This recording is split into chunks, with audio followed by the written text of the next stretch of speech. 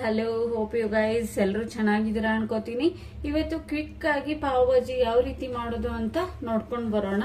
ಇಷ್ಟವಾದ ತರಕಾರಿ ಇರ್ತವೆ ಅವೆಲ್ಲವನ್ನ ತಗೊಳ್ಬಹುದು. ಇಲ್ಲಿ ನಾನು ಮೊದಲಿಗೆ ತಗೊಂಡಿರೋದು ಫ್ಲವರ್ ತಗೊಂಡಿದ್ದೀನಿ, 1 ಬೌಲ್ ಅಷ್ಟು ಬಟಾಣಿ, 1-2ರಷ್ಟು ಆಲೂಗಡ್ಡೆ ತಗೊಂಡಿದ್ದೀನಿ, 1ರಷ್ಟು ಕ್ಯಾರೆಟ್, 1 ಚಿಕ್ಕದಷ್ಟು ಬೀಟ್ರೂಟ್ ತಗೊಂಡಿದ್ದೀನಿ. ಇಷ್ಟು ತರಕಾರಿ ತಗೊಂಡ್ರೆ ಸಾಕು. ನಿಮ್ಗೆ ಯಾವ್ದು ಇಷ್ಟ ಆಗುತ್ತೋ ಆ ತರಕಾರಿ ನೀವು ತಗೊಳ್ಬಹುದು. ನೆಕ್ಸ್ಟ್ ಚೆನ್ನಾಗಿ ಬೇಯಿಸಿರೋಂತಹ 3 ಟೊಮೆಟೊ, 1 ಈರುಳ್ಳಿನ ತಗೊಂಡಿದ್ದೀನಿ. ಸಿಪ್ಪೆನ ತೆಗಿಬೇಕು. ಟೊಮೆಟೊ ಸಿಪ್ಪೆನ ತೆಗೆದಿಟ್ಕೊಂಡಿದ್ದೀನಿ. 1-2ರಷ್ಟು ಪಾವು ತಗೊಂಡಿದ್ದೀನಿ. ನೆಕ್ಸ್ಟ್ ಸ್ವಲ್ಪ ಪಾವ್ ಭಾಜಿ ಮಸಾಲ, ಸ್ವಲ್ಪ ಖಾರದ ಪುಡಿ, ಸ್ವಲ್ಪ ಅಷ್ಟು ತುಪ್ಪ ತಗೊಂಡಿದ್ದೀನಿ. ಸ್ವಲ್ಪ 1 ಟೇಬಲ್ ಸ್ಪೂನ್ ಅಷ್ಟು ಶುಂಠಿ ಬೆಳ್ಳುಳ್ಳಿ ಪೇಸ್ಟ್, ಚಿಕ್ಕದಾಗಿ ಕಟ್ ಮಾಡಿಕೊಂಡು ಇಟ್ಕೊಂಡಿರುವಂತ ಈರುಳ್ಳಿ, 1 ತುಂಡಷ್ಟು ನಿಂಬೆಹಣ್ಣು, ಸ್ವಲ್ಪ ಕೊತ್ತಂಬರಿ. ಇಷ್ಟು ತಗೊಂಡ್ರೆ ಸಾಕು. ಈಸಿಯಾಗಿ ಕ್ವಿಕ್ ಆಗಿ ಮಾಡ್ಕೋಬಹುದು. ಮೊದಲಿಗೆ ಎಲ್ಲ ತರಕಾರಿಯನ್ನ 3 ವಿಸಿಲ್ ಅಷ್ಟು ಕೂಗಿಸ್ಕೊಂಡ್ಬಿಡೋಣ. ಚೆನ್ನಾಗಿ ಬೇಯಿಸ್ಕೋಬೇಕು. ನಂತರ ಅದನ್ನ ಸ್ಮ್ಯಾಶ್ ಮಾಡ್ಕೊಳ್ಳೋದ್ರಿಂದ 3 ವಿಸಿಲ್ನ ತೆಕ್ಕೋಬೇಕಾಗುತ್ತೆ. ಈಸಿಯಾಗಿ ಮಾಡ್ಕೋಬಹುದು, ಅಷ್ಟೇನು ಕಷ್ಟ ಏನಿಲ್ಲ. ಈಸಿಯಾಗಿ ಒಂದು ತರಕಾರಿ ಕಟ್ ಮಾಡ್ಕೊಂಡು ಇಟ್ಕೊಂಡ್ರೆ ಕ್ವಿಕ್ ಆಗಿ ಬೇಗ ಮಾಡ್ಕೋಬಹುದು.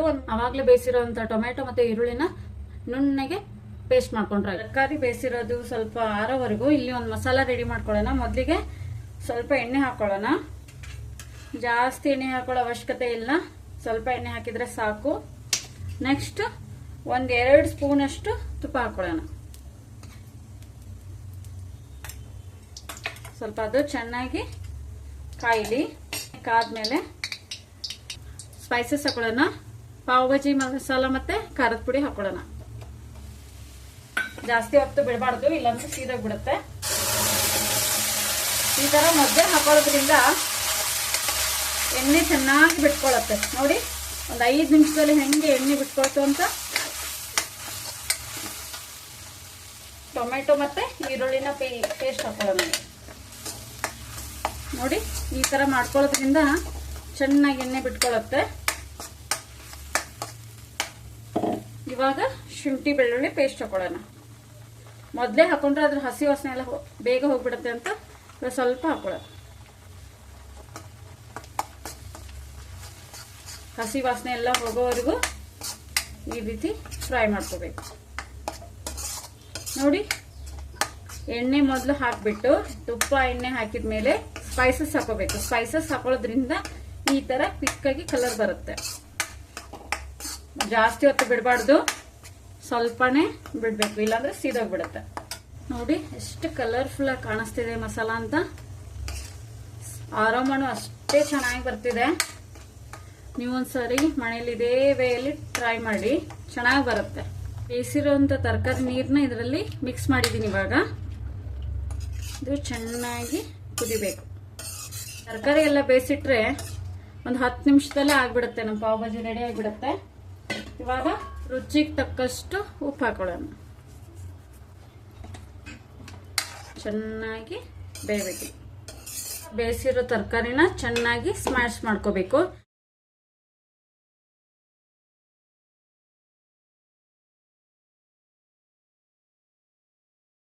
ಚೆನ್ನಾಗಿ ಕುದೀತಾ ಇದೆ. ಇವಾಗ ಬೇಯಿಸಿರೋಂಥ ತರಕಾರಿನ ಹಾಕೊಳ್ಳೋಣ.